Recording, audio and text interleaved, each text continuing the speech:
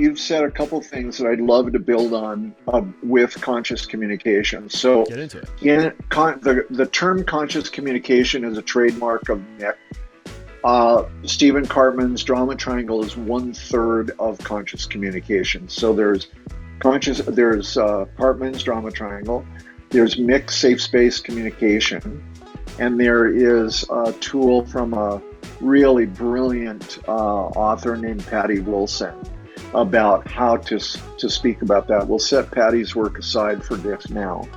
You said something really powerful about we statements. We instead of them, right? So for leaders out there, again, managers, owners, I can speak to my team, and again, this will build drama or eradicate drama in minutes by using our values, being on purpose, definitively talking about the vision and growing to it. But when I lead I need each of us on the team to greet every guest within 5 steps, okay?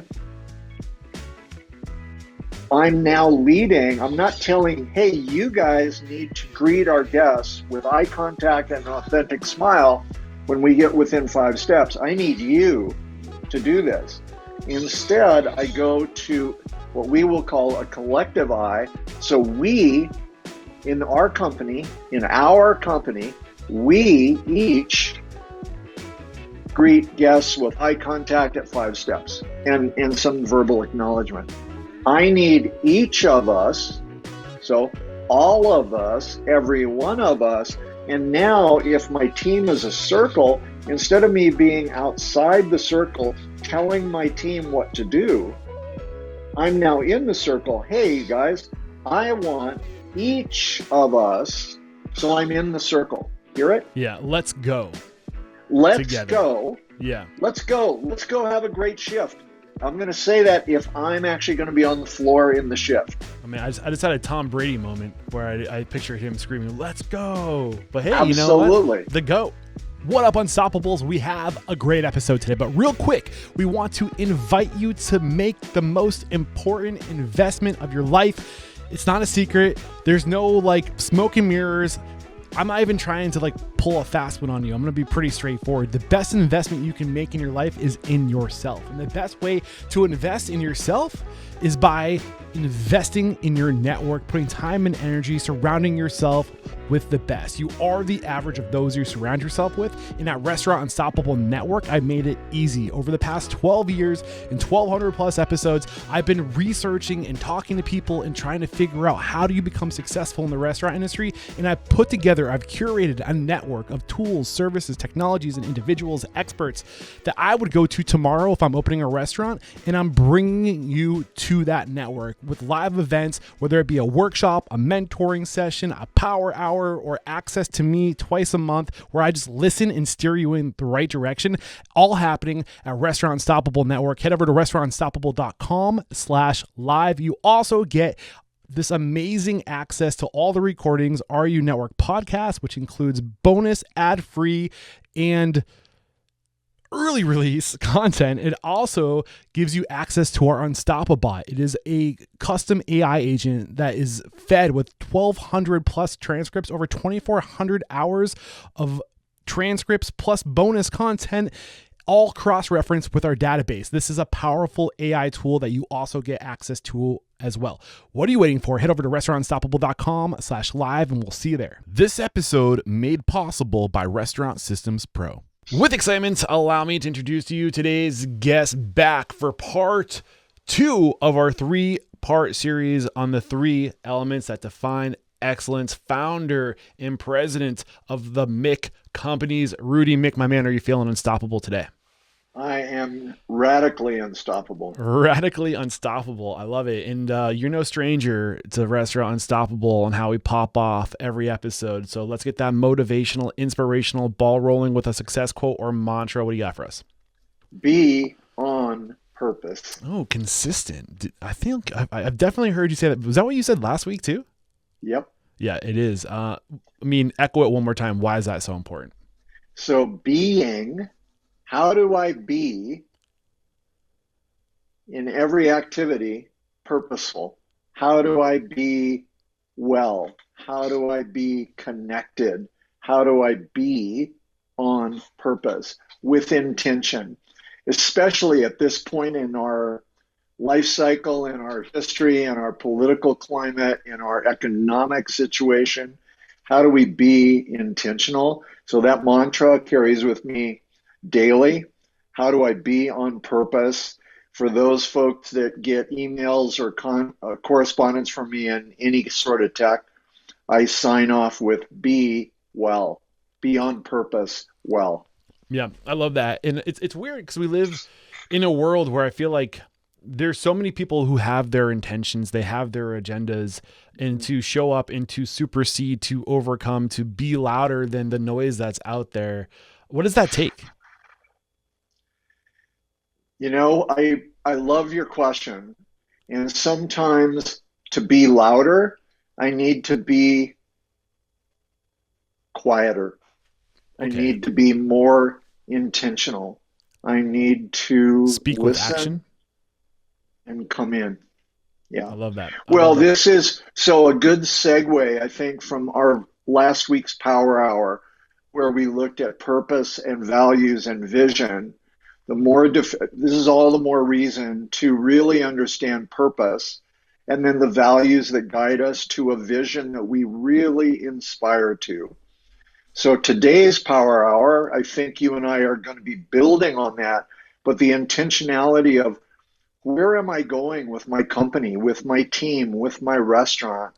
What are the values that guide us on a daily basis about quality, about execution, about our profitability, about our prime costing?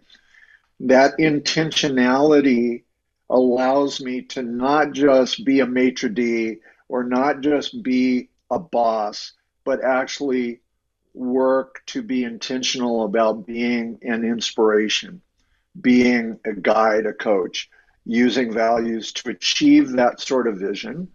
And especially in times like now, that's where performance shows up in my experience.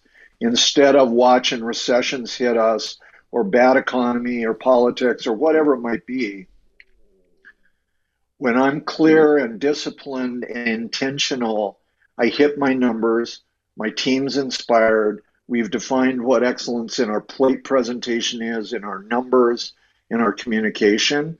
And today, I think in our Power Hour, where we're headed with what I'll call drama, right, or conscious communication, the more intentional I can be in those places, the more powerful we end up being, even if we're quiet. Yeah, and the thing is, when you do the things that we discussed last week and what we're going to discuss today and next week, when the world does get topsy-turvy, when the recessions do hit, when we do come across hard times, whether that be a pandemic or whatever, it's the people that do this stuff that, those issues for other people, they could be mountains to get over. But for you, if you start doing this stuff today, it's just a speed bump. You get over it. Yeah. It's nothing because you're operating like with excellence daily, regardless I, of the economic, political, whatever environmental landscape. I would agree. And it's very rare that anybody gets to greatness by accident, Yeah. right? Just kind of plodding along. I mean, I watch your show, and the audience that's out there listening and watching has seen you evolve Restaurants Unstoppable over a period of time very choicefully. The same thing with any one of our businesses, any one of our concepts. The more, yeah. So Yeah. anyway, So as Rudy alluded, this is part 2 of our 3-part workshop series. If you did not catch episode 1222, we discuss vision, values, purpose, and how to use these things as tools, how they overlap with things like strategy. And I think we talked about strategy, structure, and culture, and how all these things intermingle and connect and how we leverage them as tools. Today, we're talking specifically about Karpman's drama triangle and conscious communication. Can't wait to get into it. And Rudy keeps on referring to today's session as a power hour. And this is actually actually a workshop, but that is a great teaser because he is going to be hosting, I think we said either a monthly or a quarterly power hour. So if you're enjoying what he is dropping on you today and you want more of Rudy Miick, you can get it. At least we're 1 hour. I don't think we've locked it in yet. I think we're going to do a month or a quarterly recurring live event where it's going to be a power hour. We can just dive into this guy's experience and knowledge, and he's going to drop mentorship on you. But today we're going to get into Karpman's drama triangle, conscious capitalism. Set it up for us, Rudy. Sounds great. Well, with communication, not unlike our intro just a few minutes ago, about being intentional with all the things that we have moving in our workplace, or frankly, just in our daily lives at home. Communication, I believe, is the primary how. So we have tools, we have tech, we have AI, we have recipes, we have all of this tool set around us. Some of us have $1 million kitchens. Some of us have remodeled bare bones, right? Whatever we've got, how do we be intentional?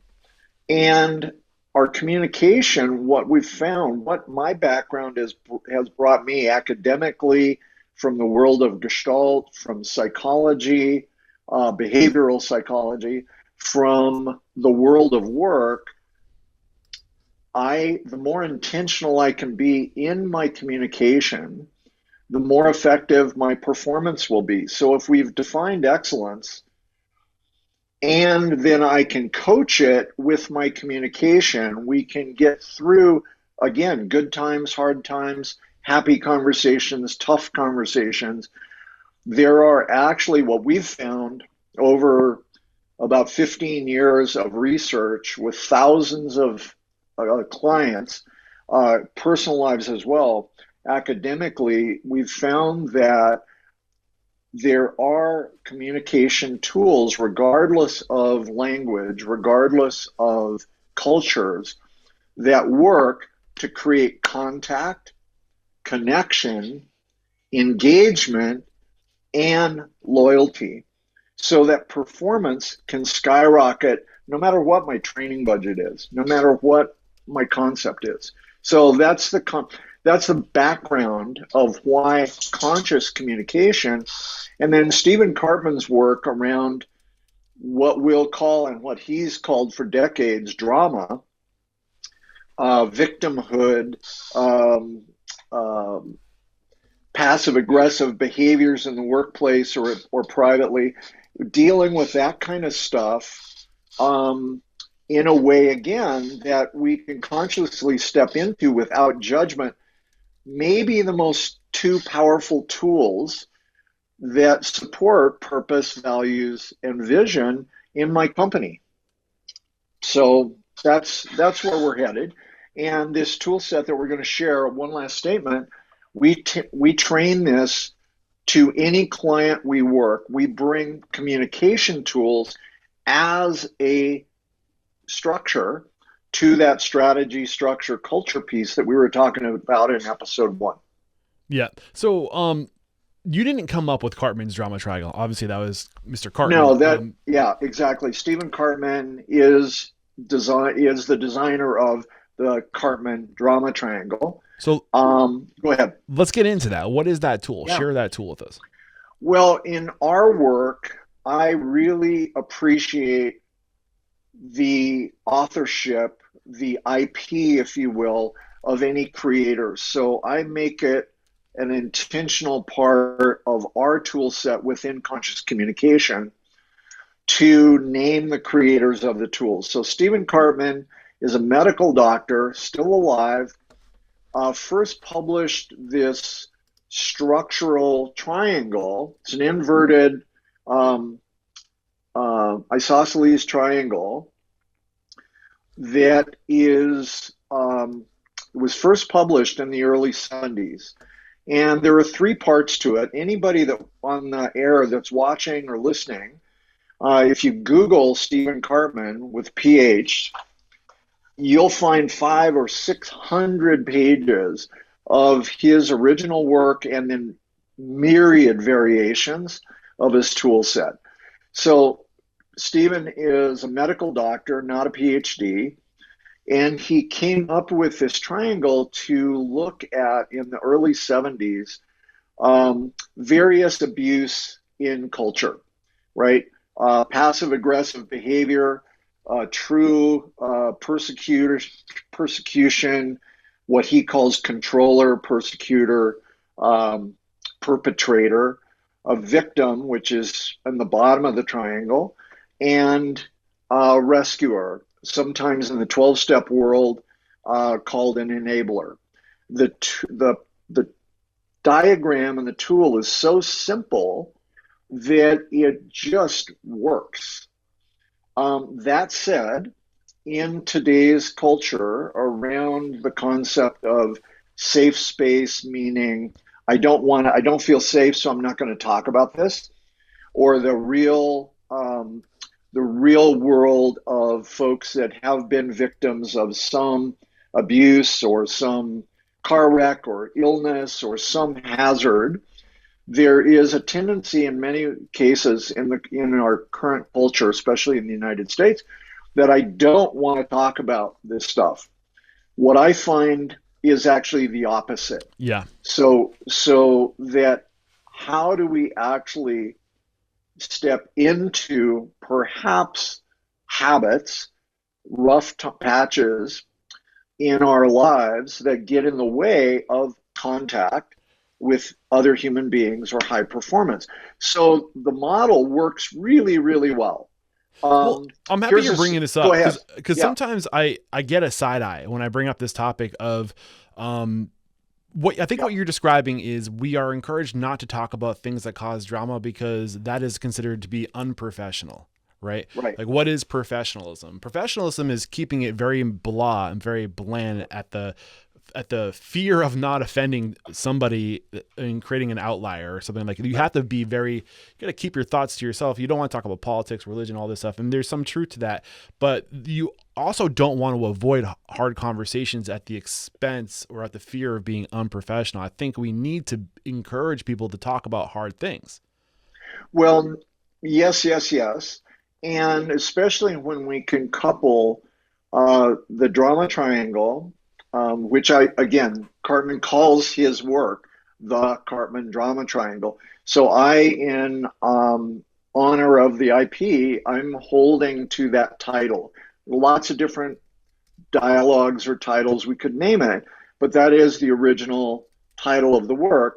And an example of this is, and I use this constantly in training, of who of us has ever volunteered to cover a shift in our restaurants, right? When we've gone long, right? And I just saw Tommy raise his hand. I'm an A+ player. I'll cover a shift. And the interesting piece with the way the triangle works, and this just very simple way, is so I think I'm being an A+ player, and through my life, I've been told, participate, volunteer, stand up. So I volunteer, and I volunteer again, and I volunteer again. And so volunteering to cover that shift is A+ performance until it's not. So this is what we pay attention to, is Sally or Rudy or Tom or Jose volunteers. Two things happen. They volunteer so often that all of a sudden they drop from rescuer into victim and go, when do I get a day off? When's somebody going to volunteer to cover my shift, right? Two things happen. One is, oftentimes that person that's volunteering doesn't even realize they're the creator of their own victimhood. They've volunteered so much that now the whole system, the company, the managers, the team knows, hey, I don't need to raise my hand to volunteer because I know Rudy will do it.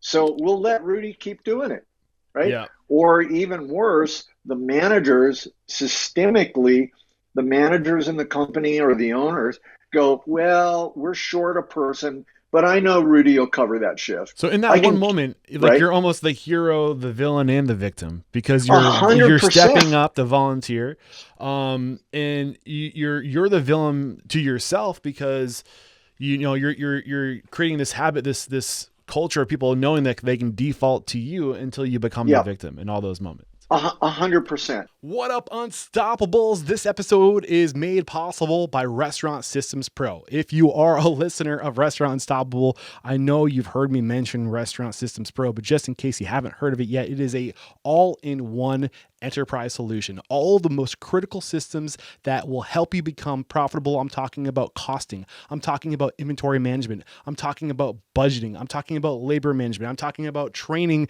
The list goes on, all under one roof, tied to your general ledger, and they have their own POS, and they integrate with nearly every major POS out there. Restaurant Systems Pro is an amazing tool, and this is the thing that gets me really excited. When you join Restaurant Unstoppable Network, you get access to the CEO of Restaurant Systems Pro, Fred Langley, twice a week for a P&L Power Hour. He literally will let you open up your P&L, share it on the screen, and he will help you close the gaps and increase your profitability. You do not have to be a Restaurant Systems Pro user to benefit from these live events. He doesn't care. We're just here to help you. Head over to restaurantunstoppable.com/RSP to get the full playlist of every Restaurant Systems Pro episode, a link to all the testimonials. And if we haven't sold you on Restaurant Systems Pro by then, I don't know what else to do. But if you really want to up your Restaurant Systems Pro experience, be sure to join Restaurant Unstoppable Network too. All right, guys, one more time, head over to restaurantunstoppable.com/RSP. And so there's no intention of being, I think I'm being an A-plus player until I actually find myself in this place that is not effective. And then the triangle becomes a roadmap, if you will, for, well, wait, if Rudy keeps volunteering, we're not hiring other people, we're not training other people, and we become dependent on Rudy. And God forbid, if Rudy gets sick, we're screwed, right? So the volunteering becomes the controller, the tickler. Somebody doesn't show up, Rudy volunteers, the company gets in jeopardy, the guests get in jeopardy, the production line gets in jeopardy, because we've actually allowed the system to become habitual in a way that isn't healthy. So it's out of balance. So this is not evil. It's very rare that it's kind of evil stuff. This is just us trying to live a good life. And then the person down in the victim role, right, that's just trying to get their day off. And again, to everybody out there listening, I'm not talking about somebody that's gotten hurt in a car wreck or a cancer victim or somebody with a big illness or worse, right? I'm talking about a victim of my own habits, a victim of something that doesn't serve us or me or my family well, right? So I sit in this victim place with reasons, stories, and excuses to not accomplish. Not, hey, I'm doing what I thought was good work. I'm volunteering to cover. That's my habit. I'm a good intentioned worker, but I keep being here. Well, guess what? If I'm coaching, shift that. What if you don't volunteer this time? As much as I need somebody to cover, what if you go last to raise your hand? And just see what happens to the system. Yeah. It will force somebody else to step up, right? Yeah. In this Karpman's triangle, drama triangle, there's triangle, 3 points, top left-hand corner. I mean, I don't know if it matters where, because I'm looking at some images over here and I'm not sure which is the original. But those 3 points of the triangle are rescuer, persecutor, and victim. Is that the language you use? And that's the original language. Yeah. Yes. And I see other language out there that is hero. Sure. What is it?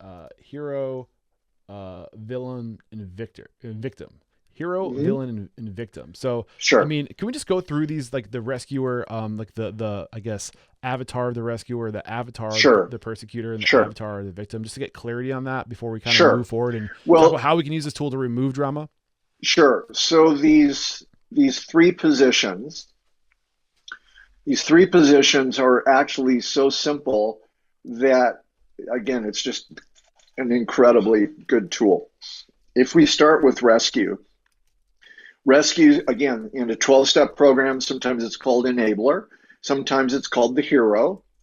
Imagine rescuing. I come charging in on my white stallion, sword in hand, to save the day, right? So Cartman's premise, his whole original work was that these three roles are created when we're very, very young. Even, I mean, literally before we even get to school. But the rescuer is perhaps the little kid, and these are very stereotypic, okay, what I'm going to share with you. There's all kinds of nuance, but these are the simple versions. The rescuer is maybe the little kid that doesn't have a lot of resources. Maybe they're protecting their brothers or sisters. Maybe they're very oftentimes they're the oldest kid. I'm protecting my siblings. I'm protecting my mom, or I'm, doing what I can to, if we don't have a lot of money, we don't have a lot of time, or even if we do, if I'm not seen or heard, I'm the kid that doesn't have a lot of resources. Maybe I walk to school. I don't have lunch money, or the bullies took my lunch money, whatever it might be, or I give away my lunch to some other kid, even better example, and I go hungry, I still end up getting A's in school. I'm the good student. I'm the good kid. I can be counted on, Yeah. right? Hero, hero, hero. So some of the language that I see here in this image that I'm referencing are words like they say, "Poor you, I can help. It'll be okay. Let me take over for you." Like that's the kind of It, mentality of a hero. exactly. And so that habit feels really good until it doesn't. It feels good to come in and save the day, Yeah. right? It feels good to volunteer and get the accolades of covering that shift, again, until it doesn't. So rescuing overdone keeps everybody else um, out of the mix and less than high performance. So in a business climate, a lot of times bosses that are rescuers will end up hiring lots of victims and people with victim traits, reason, stories, excuses to miss, because it's really easy for me to fall in a place where I'm telling you all the answers. So I'm giving you all the answers, so you're subservient to me. So at first glance, when you're seeing this Cartman's drama triangle, you'd see hero or rescuer, and you'd think to yourself, "That's probably where you want to be." But the truth is, you don't want to be there because that's not balance. If you're One, constantly rescuing, you want balance, and if you're constantly carrying the yeah, weight for your team, then there's yeah. an imbalance. Well, and I would say that in the three roles, controller, victim, rescue, there's no good position. I don't want to be in the triangle anywhere. And Stephen will say that time and time again. Okay. So the victim ends up getting, so the motivator, Stephen will talk about, is how do I get hugged? How do I get love? How do I get seen? So the rescuer does it by being the good kid, right? The victim figures out, oh, if I trip and fall, I skin my knee, somebody picks me up, gives me a hug. And again, this is not evil, it's not horrible, it's not anything. It's just habit, right? That I find out, oh, if I'm driving my car and I get a flat tire, somebody will pick me up and give me a ride, or they will help me fix my flat tire. If my alarm clock goes off, it'll buy me 50, doesn't go off. It's a good excuse to be late for my shift, right? I can get away with the excuse a few times and still be okay. Yep. Controller is much more subtle.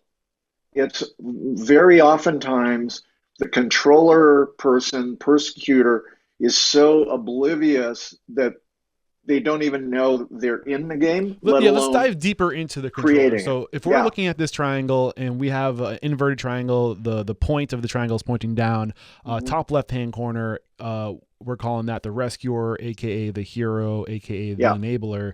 We've defined that pretty good. We've given that pretty language. Yeah. Let's go over to the what Carperman calls the persecutor, also known as the villain. Or what are some of the other terms you're using?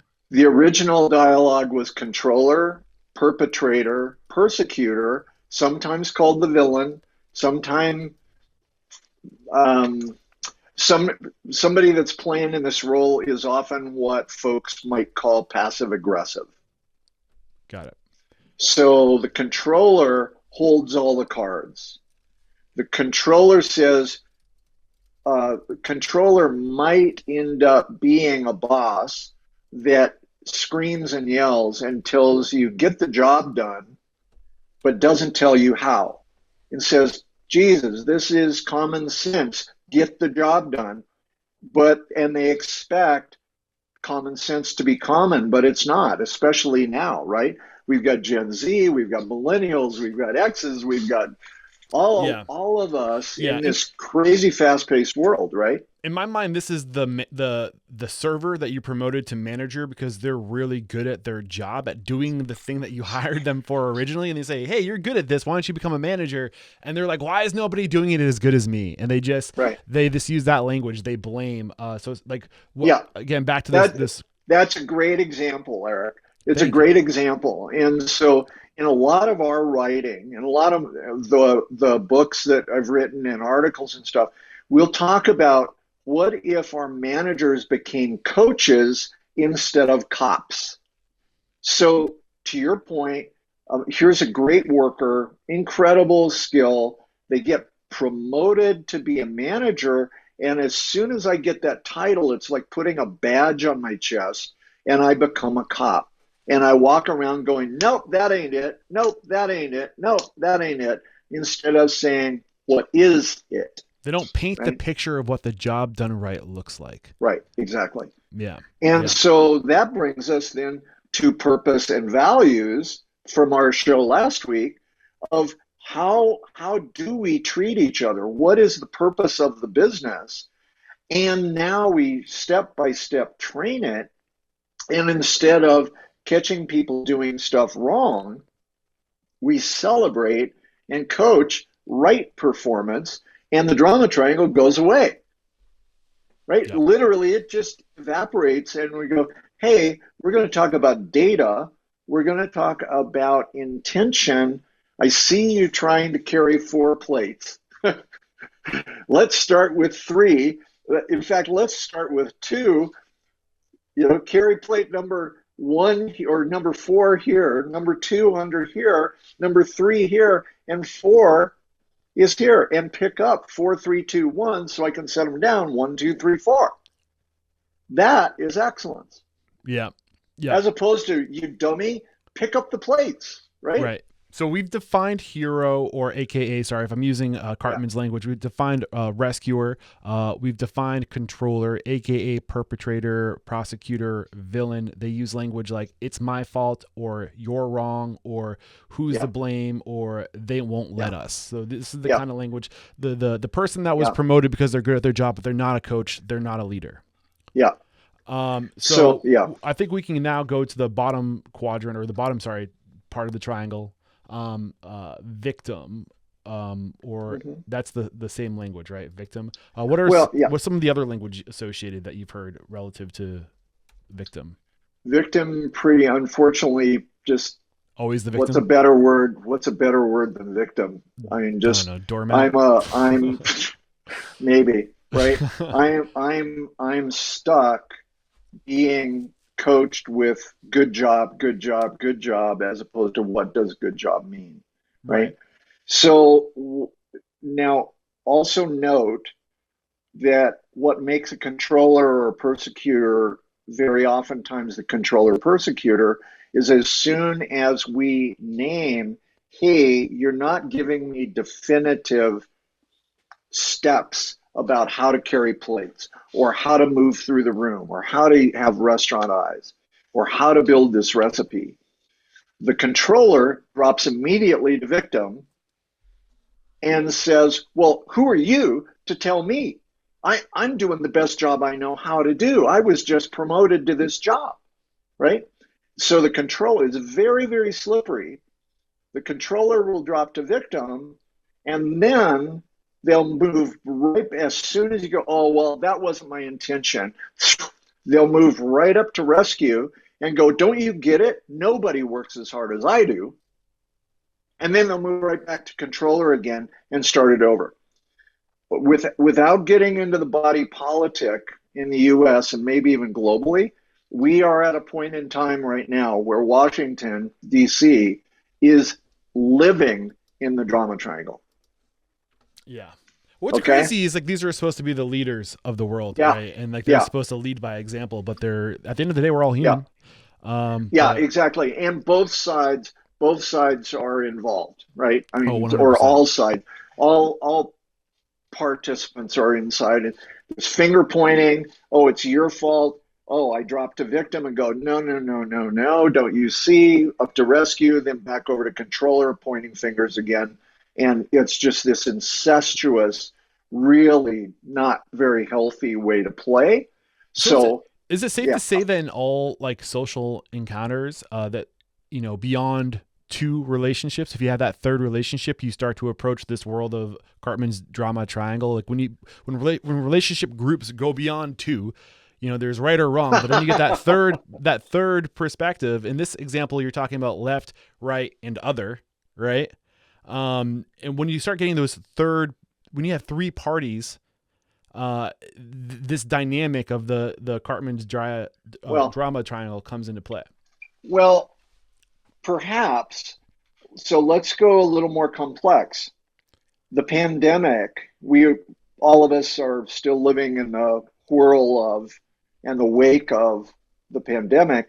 The pandemic, I would say, was a controller perpetrator. So we all look at our restaurant industry, look at the world of work, became victims.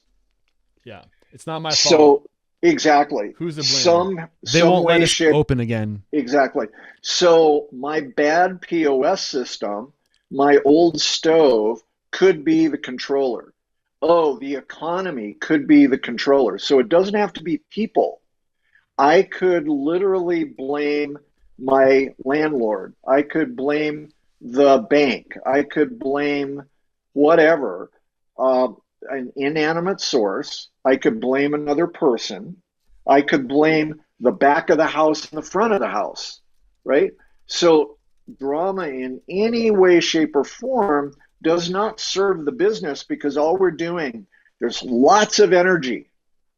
There's high RPM, but it's like a truck. I use the metaphor of a truck in two-wheel drive, stuck in the mud, spinning its wheels at high RPM, but going nowhere, right? It's just really going hard. Just going around the circle. Instead, we realized, oh my God, we're spinning our wheels. My front tires are working. Turn the thing into four-wheel, slow down the RPM, and pull right out of the mud. Just get out of it. Yeah. So go ahead. I was going to say, so we've identified now, I think we have the language, we have a pretty clear identification of who the rescuer is, the controller, and the victim. You mentioned something about the motivator. The motivator is, how do I get hugged? In these three, I want to call them quadrants, but what is quadrant is the rectangle? How about segments? Segment. So you keep on talking about all these different segments or points. Or positions. Yeah, there you go. And all these 3 points. You said that there's a motivator, and that is how do I get hugged, right? So Cartman's. Go ahead. I'm sorry. No, so in that idea of the motivator, what's motivating? Like these people are asking themselves, how I get hugged. For the victim, it's like, you know, you're just looking for sympathy, right? And I feel like the rescuer is looking to get hugged for doing a good job. What about the controller? How's a controller trying to be hugged? The controller will do, so again, think of little kids. if I am in a family system or in a system where I'm not seen, I'm not recognized, maybe I create practical jokes. Maybe I become sarcastic. Maybe I throw spitballs in the back of the room, right in the class. Maybe I'm daydreaming. So any notice, even if it's negative, I get sent to the principal's office. That's being seen. Yeah. It's So class clown. I create trouble. I create trouble or discomfort or energy that Anarchist. does anarchist, oligarch, name the poison, that gets so much attention that finally they're seen, Yeah. right? Very fragile ego, etc. Yeah. So, okay. Now that we've kind of identified all these points, you said also that we don't want, the goal is to not be in the triangle. So how do we stay Yeah. out of the triangle? What does that look like? So the really cool part of this is by teaching, we actually teach everybody in our restaurants, from the dishwasher to the managers to the DMs to the C-suite. Everybody learns the triangle, and then communication tools that will keep us in the present. So hold on to that word for a second. I'll come back to it. So the goal is drama shows up. Here's how fast. Rudy comes into work. Somebody asks me, God, how's your morning been? And I go, oh man, my kids are sick. My car's not working. And the Victim. second somebody goes, oh, bummer, they're hooked and the drama has started. Okay. So one day of that is not too bad. But we all know folks that show up like that and either constantly listen and go, oh my God, did you hear what happened to Rudy? Boom, boom, boom, boom, boom, boom, boom. Rescue, rescue, storytelling. Or today it's my car or my kids. Tomorrow it's the alarm clock. Tomorrow it's the bus schedule. The next day it's whatever it Implementing some is. new software that you don't understand that nobody wants to do because it's more work. And why are we doing this? We don't have enough time to do inventory We every week. We don't exact have time. Like, this is a waste. Yeah. 100%. Geez, we just learned the old system on on prime costing, and now you're asking us to shift to RSP. Ah, right, Yeah. right. So reason, stories, excuses, and we keep going. So here's how we can stop. Cartman calls it game. The game of the triangle, or sometimes the racket, when the positions are constant, very stable. Different people play different rules consistently, or the POS system or the back office prime costing is the new controller, right? Whatever it is, that what happens is we get stuck in the past telling stories. God, this always happens. Remember last year? Remember the year before that? Remember last week? Well, what about the last schedule? And I'm talking about the past. Or because of the past, I'm worried about the next schedule. Hey, we're changing my salary is based on hitting our prime cost numbers to the 10th of a percent, and we just changed the system. I'm going to lose money. I'm not going to get my bonus this month, right? So I'm looking ahead. Instead, what we do, the answer to this is we're stuck in the past or we're worried about the future. Get present. Okay, stop. What do we do about this topic right now? What can be done differently with the schedule, with the POS, with the costing, with the hiring or the interviewing, etc., right? With the plating. Hey, we have a small pickup window. So how could we expo in a different way today and experiment going forward until we can afford a new window, Yeah. whatever it might be, right? This is being in a gain mindset, right? Like, what can we do today? It's Exactly. turning on that frontal lobe and not saying there is no way to do this. That's shutting your frontal lobe off. They're saying, how can we do something? How can we take action now? How can we be tomorrow us today? 100%. And so instead of getting stuck in how it's always been, right, I can go, okay, here's what we've got. I don't have a fancy pickup line. I don't have a brand new kitchen. I don't have $1 million kitchen. We've got an old food truck with a little window, right? Whatever our concept is. So what can I do today to shift this going forward? Got it. As data-based as possible. And guess what? The triangle just fizzles away. Just boom, it's gone. So the answer, if I can paraphrase, to stay out of the triangle is to recognize when you're in the triangle by identifying these 3 avatars, whether that be rescuer, controller, or victim, or identifying somebody else as taking on that role, calling it out, saying, hey, we're about to enter into a drama triangle. Instead of pointing the finger, why don't we identify, discuss, and solve? So I love this. Eric, you're so good. So to our audience, to our audience, here are some triggers that might guide us to, hey, maybe we're in drama. Probably we are. Let's get out of it. I hear phrasing that says we're in the past. Yesterday, last week, an hour ago. Hey, at the opening this morning, 2 years ago. Remember 10 years? All these things that are in the past. Or, well, what about next week? Well, what about tomorrow? Well, what about a month from now? What about next season? Right? Stuck in the past, in the future. Past or future, watch out. When I start hearing absolutes, everybody, nobody, everyone, no one, the killer, always, never. You never give me an opening shift. I'm always closing, right? Right? Or whatever it might be. Or I'm always closing and opening. Right? I never get cut first. I never get cut. So I hear always, never, watch out. We are likely in drama. So the way to pose this, I've found is, are we in drama? Could this be drama? Drama.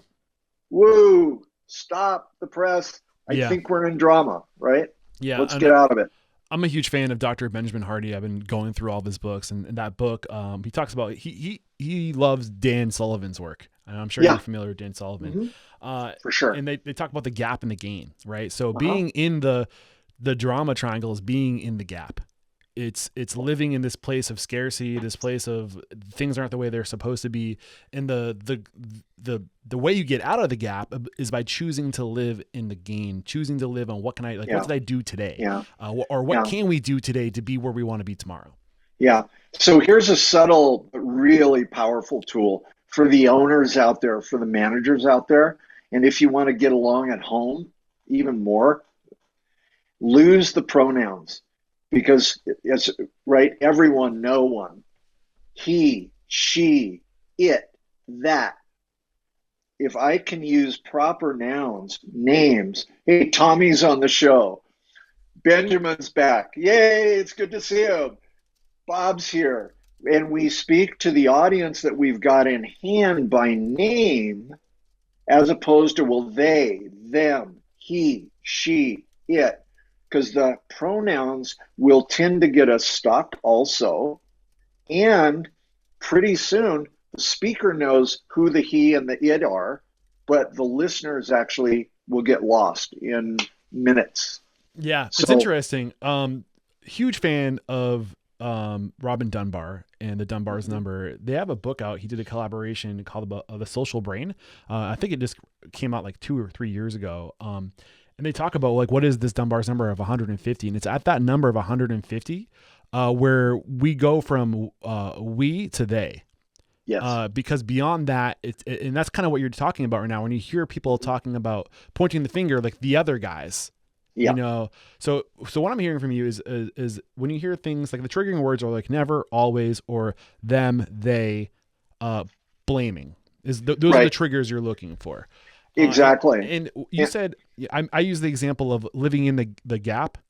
That's how you say, "Hey guys, we're in the gap." But you say, "Are we in drama?" Oh, That's the we'll language that just, you use to call it we'll out. just, yeah, we'll literally just name it. Got it. So have we And unpackaged? and we also let team members, we let new hires know, applicants know this is language we use. These are tool sets we use before they ever even get hired. Hey, be aware we live in this brand. We live with feedback, staying in the present, and we teach tools to give each other feedback in real time, constantly. Yeah. So, have we unpackaged Cartman's drama triangle completely? Is there more to it that you Um, want to touch on? there's more, but I think that this is a good introduction, and it to me it feels like we're in an okay place to refer back to it. Though we've certainly hit the headlines. Got it. So I want to. So today's the goal today, right? Last week we spoke about vision, purpose, values, and how to use those things as tools. We spoke to them relative to structure, strategy, and culture. Today, the goal was to unpackage Cartman's drama triangle and conscious communication. Have we gotten Right. into any of the conscious communication stuff yet? This episode is made possible by Restaurant Systems Pro. And you know, at Restaurant Unstoppable, we are huge fans of Restaurant Systems Pro. So much that we are partnering with Restaurant Systems Pro, and they are going live every other week, twice a month. They are going live in Restaurant Unstoppable Network. Fred Langley, the CEO of Restaurant Systems Pro, we will have access to him, and he will go through your P&L. You do not have to be a Restaurant Systems Pro client to take advantage of this. He will literally tear apart your P&L, and he will help you find the gaps so you can increase your profit by 5% or more. He is literally saving people's restaurants in Restaurant Unstoppable Network. If you want to take advantage of not just Restaurant Systems Pro, their budgeting, their costing, their inventory, their labor management, their training, their general ledger, all tied to your POS, this amount of data is insanely ridiculous. Beyond that, he's making himself available to coach you. This is all happening at restaurantunstoppable.com/live. We'll see you there. We're alluding to it. You've said a couple things that I'd love to build on with conscious communication. So, Get into it. the term conscious communication is a trademark of Miick.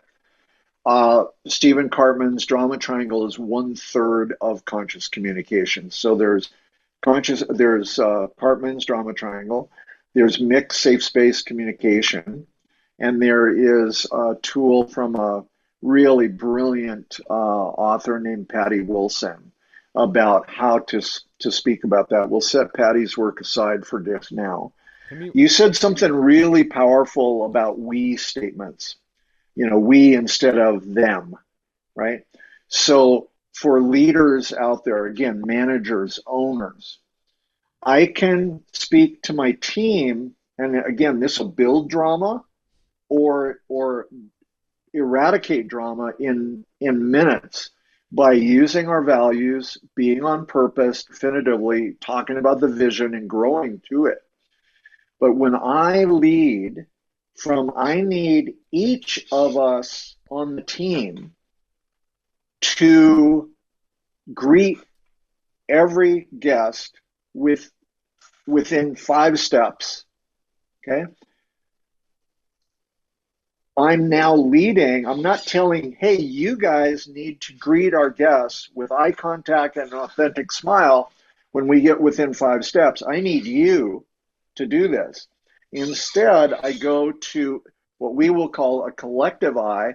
So we, in our company, we each greet guests with eye contact at 5 steps and some verbal acknowledgement. I need each of us, so all of us, every one of us, and now if my team is a circle, instead of me being outside the circle telling my team what to do, I'm now in the circle. Hey, you guys, I want each of us, so I'm in the circle. Hear it? Yeah, let's go. Let's Together. go. Yeah. Let's go. Let's go have a great shift. I'm going to say that if I'm actually going to be on the floor in the shift. I mean, I just had a Tom Brady moment where I pictured him screaming, "Let's go!" But hey, you know what? Absolutely. The GOAT. Well, and Tom Brady's out on the field, right? Yeah. With the team. We'll The talk kiss about. of, Yeah. Sorry. ahead. No, please, you first. Well, the kiss of death is, hey, you guys, we need to go, or let's go, and I don't go. Yeah. Right? And That will, after about 3 or 4 times, that will in itself create some drama. But so even watch out. if you look at Tom Brady's story, and you know what he did to help build that team, I don't think people know that he took a huge pay cut. Like, I want to say close to like 1/3 of his potential earning cut to be able to give that money to his offensive line so that they could go. He knew that they needed that money if he wanted to win. He wanted to win Super Bowls. That was his vision. That was his purpose. And he knew to achieve that vision, that purpose, he needed the team. They needed the resources to get the help they needed to go there. And I think it was like he identified that most of the teams that win Super Bowls have depth in their offensive line. Like, if you're building your restaurant, you want a bench, right? Yeah. And he knew that he needed a bench so that if his left tackle got injured, that there was a second and third backup to give him the protection he needed. And I think that's just such a beautiful example of a we mentality, not just talking, not just using language, but actions. 100%. So we've been doing, I and my team have been doing open books management since the 80s, and profit sharing, top and bottom line profit sharing, gross net profit sharing since 92. Long time, right? We saw very early on that $100,000 salaries, even $80,000 salaries, are the kiss of death in most restaurants, right? So instead, how do we have open books? We share the data, we stay in the present, we teach everybody how to perform in excellence with numbers as well as purchasing, receiving, whatever.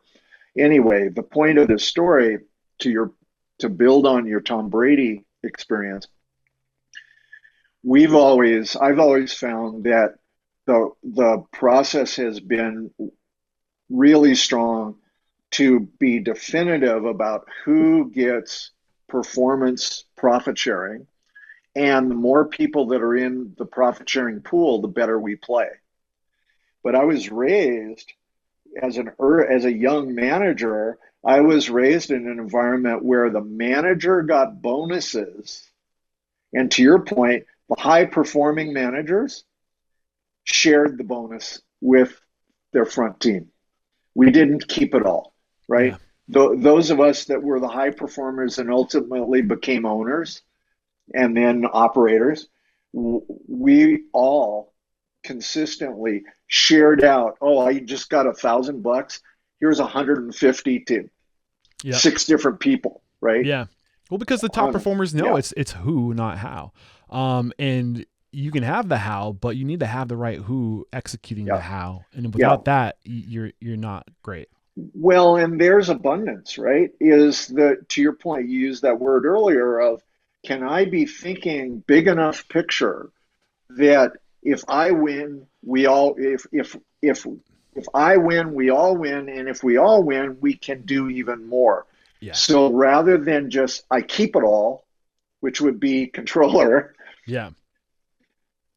I actually begin to share and open the door, and that led us to, oh my God, we could teach literally the whole kitchen team, the whole service crew, how to build, not only read a P&L in the restaurant, but build their own personal P&L for the home.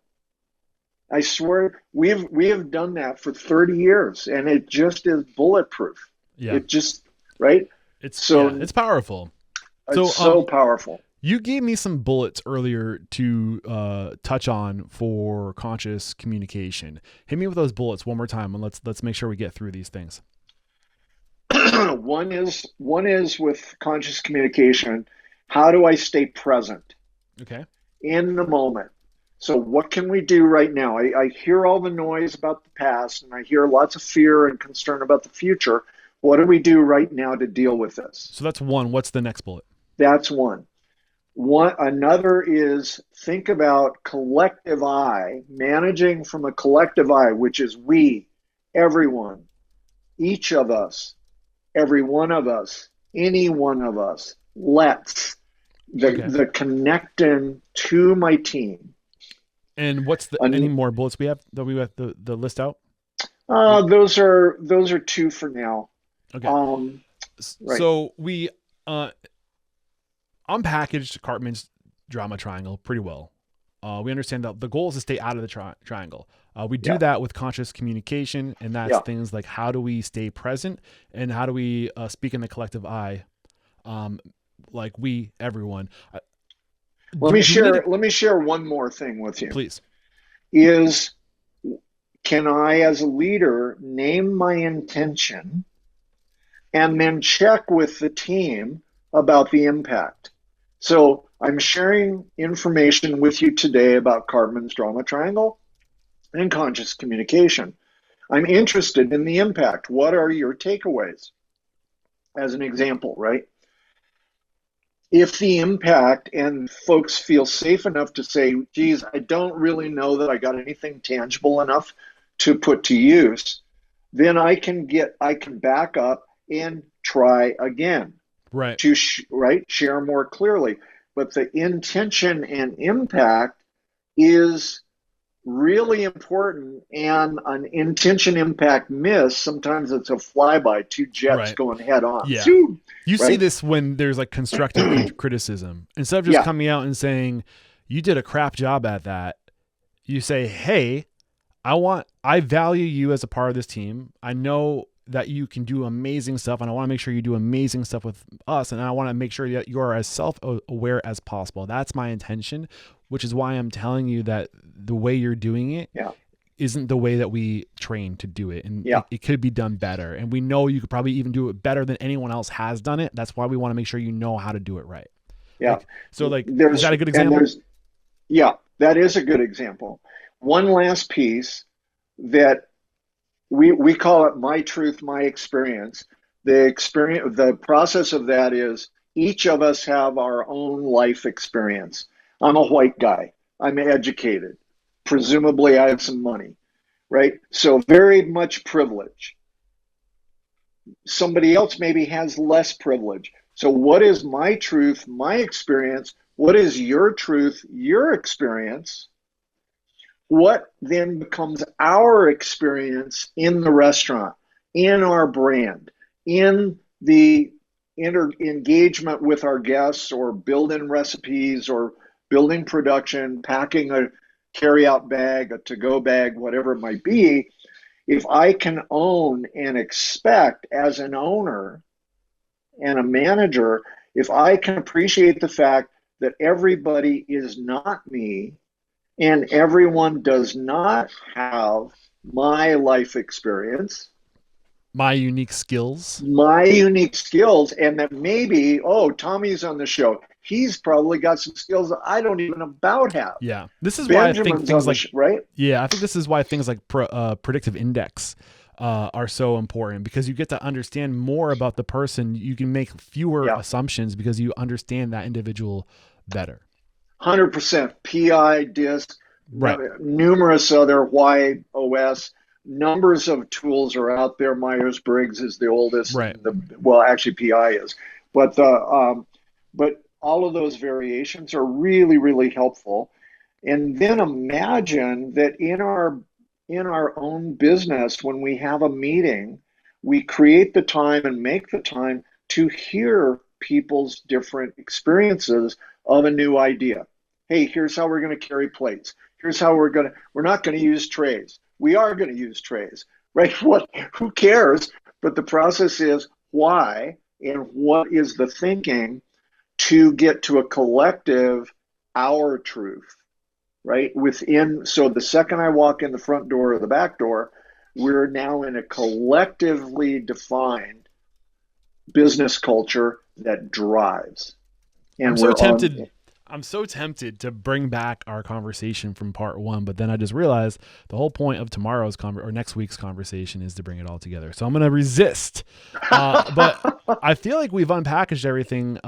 Just to come full circle, we started today with our intention to learn more about Cartman's drama triangle, what that is and the different identities within that triangle, and how to use conscious communication to get out or to stay out of the triangle. And we do that by staying present, by acknowledging and understanding when we are in the triangle, by calling it out, and by saying, hey, I want to make sure we stay out of the drama triangle because this is the impact when we stay out of the drama triangle. And we do that by using language like we, everyone, us, and by painting the picture of what the job done right looks like, having a strategy, having structure. And I'm starting to get into yesterday's or last week's conversation, so I'm going to stop there. But did I miss anything? Is there anything else that needs to come out relative to conscious communication before we start to wrap it up? Or did I totally swing and miss? No, dude, I love it. One additional piece that you just modeled beautifully is to the audience, listen to the energy in Eric's tone of voice, right? Listen to the diction, whatever. Enthusiasm. Right. The enthusiasm that transpires. So in the very tone of voice, in the speed of delivery is translating enthusiasm, excitement, sincerity, authenticity, right? Those things translate out of our word choice, our body language, and our tone of voice. So those things, that's another aspect that we train to everybody in our restaurants, literally. In that process, in order to restore souls, we need to support each other by being present, using the tools in communication, just like we use the tools to hit our prime costs, just like we use our tools to saute perfectly, or bake, or roast, or whatever it might be, right? Yeah. It's just yummy. That just goes back to like all that, what is it, like 20% of communication is verbal, or like what you're actually saying? Is that the number? I can't remember. 7%. 7%. I knew it was low. 7% is our words. Yeah. Between 35 and 45% is our body language. The rest is tone of voice. So 93% is tone and body language. So when I'm the manager or the owner and I'm walking through the dining room or the carry-out or the drive-through, and I don't have a smile, I'm looking angry or just whatever, and it's like, hey, dude, watch out, because you're sending the signal that no smile and growling is acceptable. That's the brand. Yeah. Well, no, it isn't. Rudy, I really enjoyed you being here today. I learned a lot. I feel like I'm better because of it, and I just can't say thank you enough. Is that convincing? Absolutely, I love it. Was it? No, I was trying to be not playing me, baby. I was I was trying to show you that enthusiasm in, like, if you're saying things and it doesn't, and you're the way you're saying it, the tone you're saying it, people are gonna be like, you don't think any of that's true. You're just saying it because you have to. Exactly. Right. Wow. So, am I coming across as condescending? Am I coming across as authentic? Am I coming across as an authoritarian? Or is there sincerity, clarity, care, right? All these little nuances, presumably in the research of 3,000 facial expressions that mean exactly the same thing globally. Yeah. 3,000. Just the raise of an eyebrow, the lip, our lips turning up or down. Yeah. So I think it's safe to say we've concluded part 2 of this 3-part series of the 3, what we call it, the 3 steps of excellence. I can't remember the title of today's work. Too many things going through my head. 3 elements that define excellence. I can't remember either, but we're done with part 2. Yeah. So give us a little teaser. What can we expect next week?